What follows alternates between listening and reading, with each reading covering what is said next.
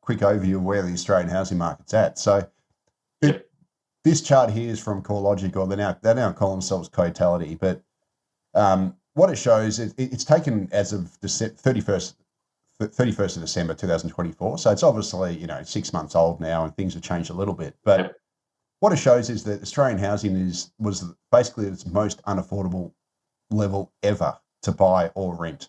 So the house price to income ratio was about 8 times at the end of 2024, which is equal record high. Percentage of income required to service a new mortgage was highest ever at just over 50% nationally.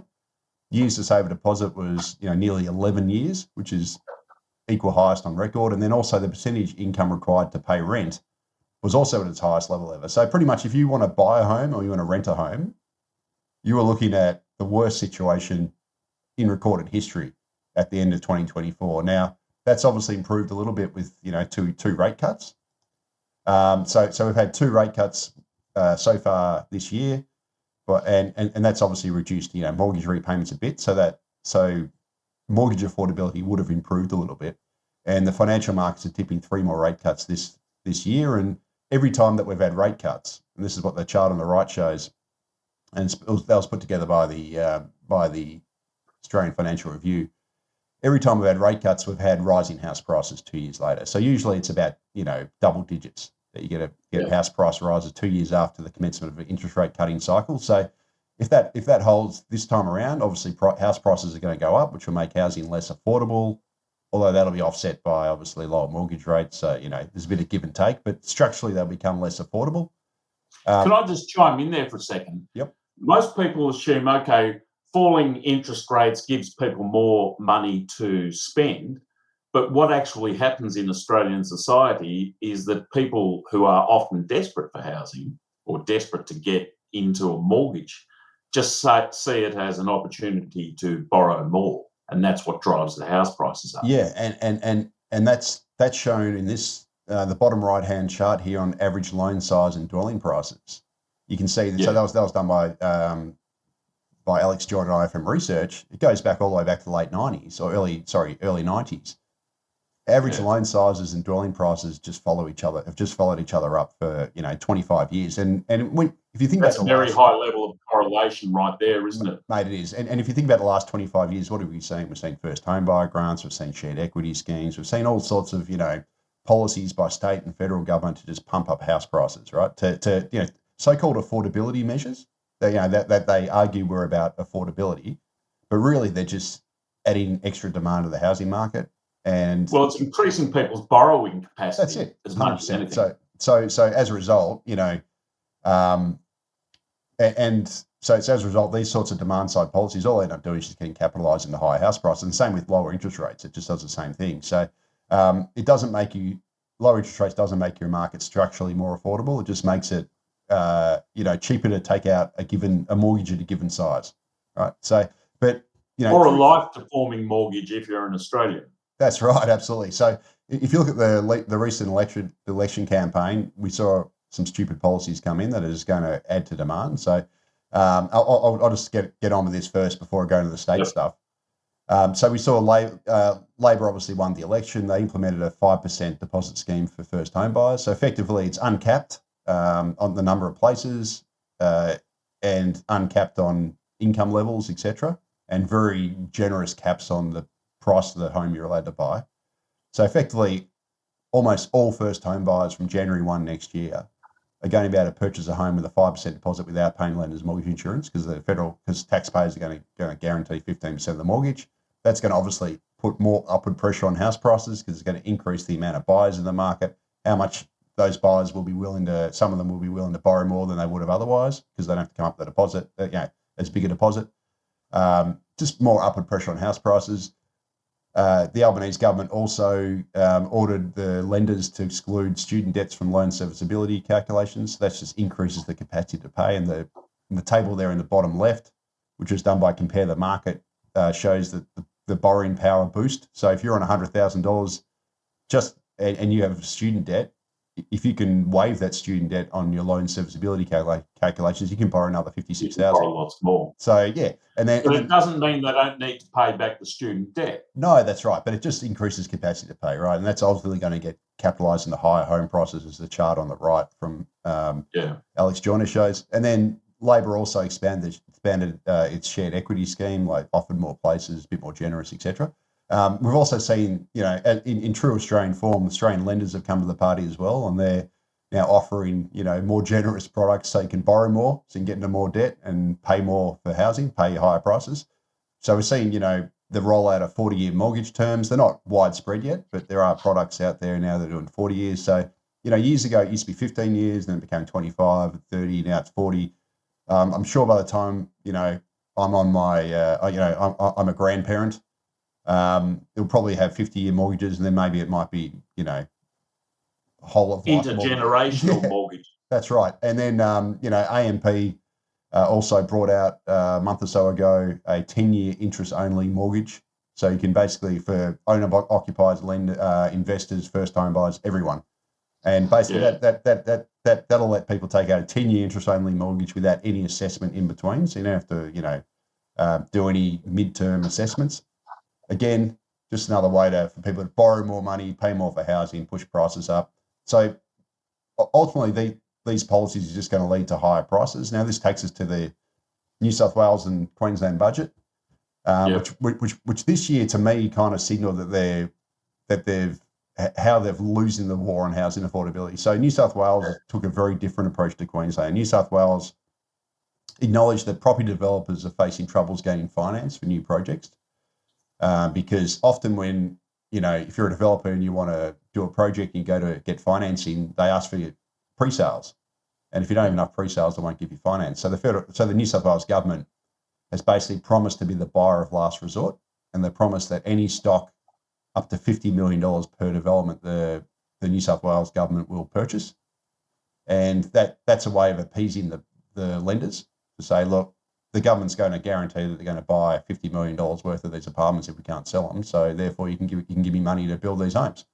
But it's also a guarantee that the taxpayer, who's got a lot of other clips on their tab, is going to be the guarantor if anything goes wrong with those projects. Absolutely. And not just that, it's also very likely to, you'd assume that, generally speaking, the apartment complexes that won't be sold are the ones that are poorer quality, right? So if a developer puts up a pretty crappy development and buyers are less likely to buy that, so it's full of shoe boxes and they're overpriced, well, then the taxpayer could be held carrying the can on poorer quality developments because they're the ones that couldn't sell.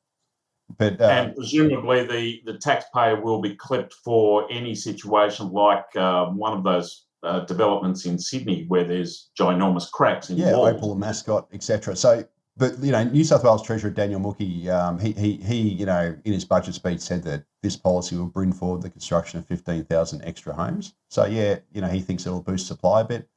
The problem with it is 15,000 sounds like it's good, right? The problem is the National Housing Supply and Affordability Council in their latest State of the Housing Market report projected over the next 5 years. So Daniel Mookhey said 15,000 over 5 years. He projected that New South Wales will fall short of its agreed target by 130,000. So again, it's not enough. And it's worth pointing out that the reason, this policy, if it delivered an extra 15,000 over 5 years, would deliver 12% of what the National Housing Supply and Affordability Council said that New South Wales would be short. And it's also worth pointing out that the reason why New South Wales is short on housing is pretty obvious. It's because of its extremely high immigration.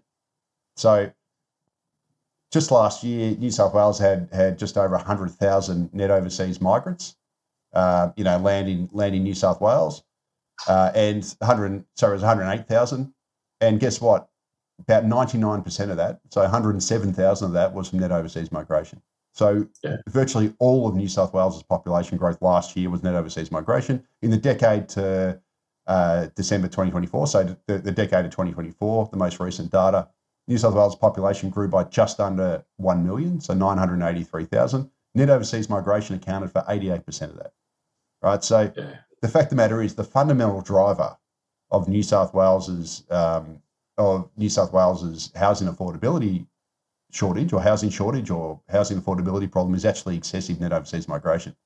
And so what that tells you is, instead of these sort of gimmick policies that the government has brought in, a more sensible solution would be for the New South Wales government to lobby publicly, tell the federal government, you've got to slow immigration.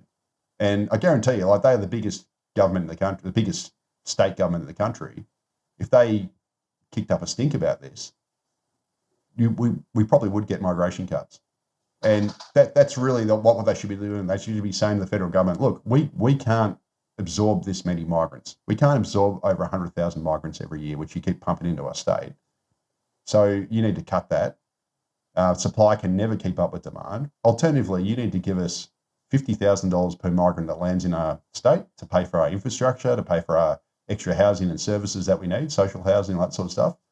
Because at the moment, we are drowning in debt, trying to build infrastructure to keep up with this population explosion, which we can never keep up with. It's drowning us in debt. It's causing this chronic housing crisis. It's forcing, native New South Welshmen to leave the state because it's unaffordable, which is not good.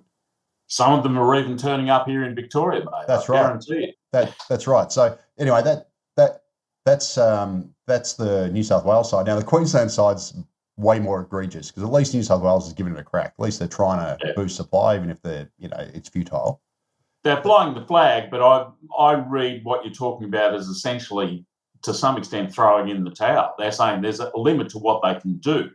Yeah. With your point about New South Wales should draw a line in the sand, I would have thought New South Wales and Victoria should, and I assume Brisbane, Queensland would join in with it, is simply say, hang on, every point you've just made is 100% correct. It's just beyond the scope of the economy we have to build that number of houses.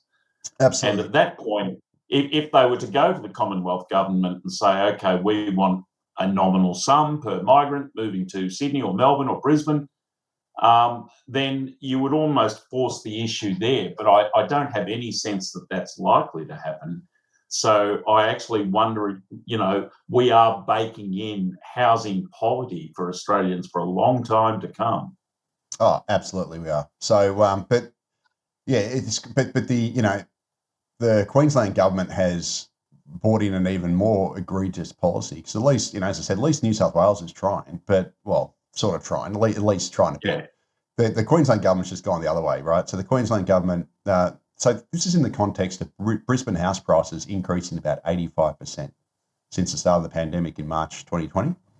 So, we're talking massive growth here. Now, Queensland's has now become the second most unaffordable housing market in the country, behind Sydney. So, 5 years ago, Queensland was relatively affordable, and people in Melbourne would go, "Gee, let's go up to Queensland. It's way cheaper. We can sell a house and get a much better one in Queensland. Have hundreds of thousands of dollars left over." Well, now Queensland's more expensive than Melbourne, and so the Queensland state budget this week announced the most generous shared equity scheme in the nation. So what their promise is to for homes up to $1 million.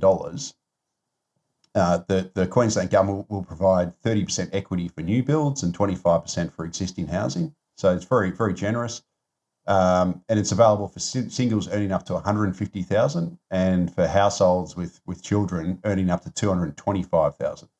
So this is just another one of these demand side policies, a bit like the federal government's 5% deposit scheme and their own shared equity scheme. It's just going to be self-defeating. It's going to push up home prices, and it's going to make, Queensland housing more structurally unaffordable than it already was. And again, it's just another one of these stupid demand pumping policies that ultimately does not solve the problem. And in fact, in the case of Queensland, makes the problem even worse.